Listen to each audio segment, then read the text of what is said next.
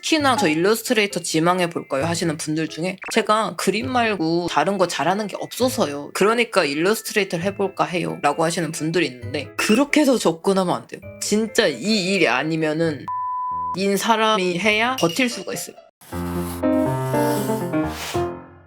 일러스트레이터로서 게임 회사에 취직한 다음에 커리어를 여기저기서 쌓고 나중에 사람을 가르치고 싶어요. 강사분들 보면 다들 커리어가 소개되는데 다들 이런 루트로 가나요? 요즘은 이제 다 달라졌다. 자유시대예요, 자유시대. 어떻게 되든 내가 능력이 있다면 다 할 수 있다. 예를 들면 그거예요. 내가 게임 회사에 나고 경력도 다 있어. 근데 생각보다 내 그림이 안 퍼졌어. 그래서 학생이 부족할 수도 있어요. 근데 반대로 어떤 사람은 게임 회사 경력이라던가 그런 건 없지만 옛날부터 SNS 활동 열심히 하고 포트폴리오도 많고 커리큘럼도 굉장히 잘 짜놨어. 그런 분들 학생이 굉장히 많을 수도 있죠. 그래서 내가 능력만 되고 준비가 됐다면 다 할 수 있다 라고 생각하시면 돼요.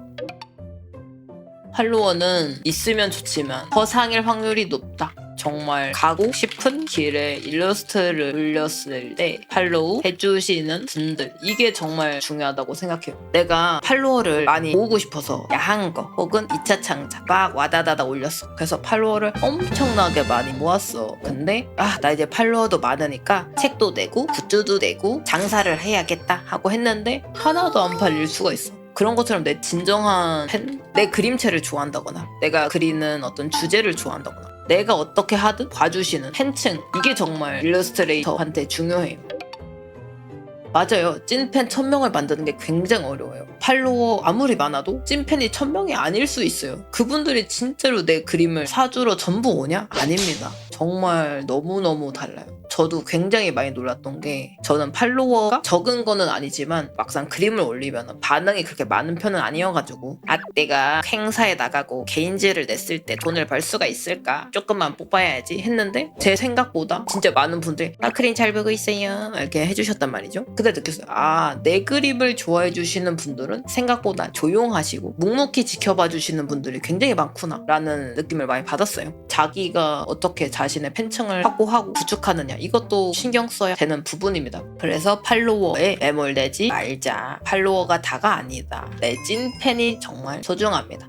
찐팬. 그리고 또 피할 수 없는 AI 질문. AI로 인해서 눈이 좁아졌나요? 네, 맞습니다. 당연히 좁아졌습니다. 왜 그러냐 하면은 중요도가 낮은 리소스는 사람들이 이제 AI를 씁니다. 여러분들이 요즘 유튜브 같은 거 보면은 딱 봐도 AI로 만든 것 같은 게 슉슉슉 왔다 갔다 하잖아요. 그런 것들 이제 중요도가 낮은 리소스죠. 중요도가 낮은 리소스일수록 AI로 점점점 대체가 되는 것 같고요. 그렇기 때문에 애매한 퀄리티의 일러스트는 이제 절대 안 팔리게 된 거죠. 예전에는 애매한 퀄리티의 일러스트도 사람들이 필요는 하니까 구매를 했을 건데 이제는 그런 것들을 다 AI로 대체가 될 거예요. 그래서 어떤 구조가 되냐면은 대체 불가능한 SSR급의 존잘님들이 있을 거고 팬층이 있는 일러스트레이터, 여기 한 중2로 해둡시다. 그리고 시즌 프로라고 합시다. 여기가 이제 뭐 아마추어나 취미의 영역이라고 쳐볼게요. 저 이렇게 상중하 이렇게 나누는 사람 아니에요. 어쩔 수 없이 설명을 위해서 그냥 나눈 겁니다. 예를 들어 이런 SSR, 오호태님들은 참여만 해도 기사가 나고 이슈가 되잖아.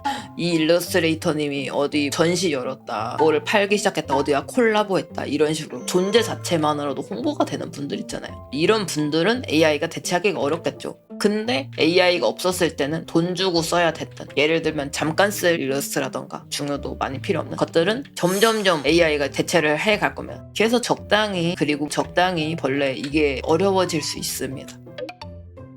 그쵸, 그게 되게 심해지죠. 저도 설명하기가 어려운데 이런 분위기다 라고 이해하면 될 것 같아요. 이거 제가 최근에도 되게 강조해서 말한 게 있는데요. 그림이 너무 좋아서 죽어버릴 것 같다가 아니면 진짜 하지 마세요. 왜냐하면은 여기 있는 모든 일러스트레이터 지망생 분들은 다 그림 아니면 죽은 분인 분들이 모여있어요. 그래서 어중간한 마음으로 이곳에 뛰어들면은 진짜 죽도 밥도 안 돼요. 여기 있는 분들은 진짜 그림 아니면 죽은 분인 사람들이기 때문에 하루에 최소 6시간에서 12시간 매일매일 그리는 사람들 뿐이에요. 특히나 저 일러스트레이터 지망해 볼까요 하시는 분들 중에 제가 그림 말고 다른 거 잘하는 게 없어서요, 그러니까 일러스트레이터를 해볼까 해요 라고 하시는 분들이 있는데, 그렇게 해서 접근하면 안 돼요. 진짜 이 일이 아니면은 미쳐버릴 것 같아 인 사람이 해야 6시간, 12시간 매일매일 그리는 거를 버틸 수가 있어요. 근데 어중간한 마음으로는 이걸 절대 못 버티는 거죠. 혹은 매일매일 열심히 그리는 걸 못하니까 하루에 한두 시간, 3-4시간 그리고 사람들은 계속 성장하는데 나는 하루에 조금씩밖에 못 그리니까 점점 우울해지고 힘들어지겠죠. 그래서 진짜 하루에 매일매일 쉬지 않고 6시간 이상 작업할 자신 있으면 해라. 근데 이 자신 없으면 진짜 전 추천을 안 해요. 일러스트레이터로 데뷔하려면 거의 이 스케줄을 제 기준, 제 생각에 적어도 5년은 이렇게 그려야 하는데 애매한 마음으로 뛰어들지 마시고 다른 것도 해보세요. 다른 것도 다 경험해보고 아무리 생각해도 그림밖에 없어 이러면 다시 와. 저도 극단적인 사람이었기 때문에 그림으로 돈을 못 벌면 죽고 말겠어 라는 생각으로 그림을 그려왔어요. 그래서 여기 메네라가 많은 거예요. 천재라 불리는 사람들이 매일매일 자기 자신의 무능함을 자책하며 알량한 자기연민으로 포장할 수 있는 곳이 아니라더라. 맞습니다. 여기 그렇게 낭만적이지 않아요. 정말 냉혹한 세계예요. 어떻게 냉혹하냐면은 내 그림이 누군가가 갖고 싶어? 라는 생각이 안 들면은 안 사요. 그리고 엄청 잘 그리는 분들이 SNS에 이렇게 수르르 몇천 명, 몇만 명 이렇게 많은데 그 중에서 내 그림이 다른 일러스트레이터를 제치고 어떤 메리트가 있지 않는 이상 절대 안 팔려요. 운이 좋게 그냥 갑자기 팔리고 이런 건 전혀 없어요. 그래서 지옥입니다. 네, 그런 건 없다. 물론 행운이 따르는 거는 어쩌다 기회가 오는데 어떤 존잘님이 그 일을 안 한대. 그래서 나한테 왔어. 뭐 이런 식의 행운은 있을 수 있겠죠. 내가 그 다음 순위까지 되어 있어야 오는 거니까.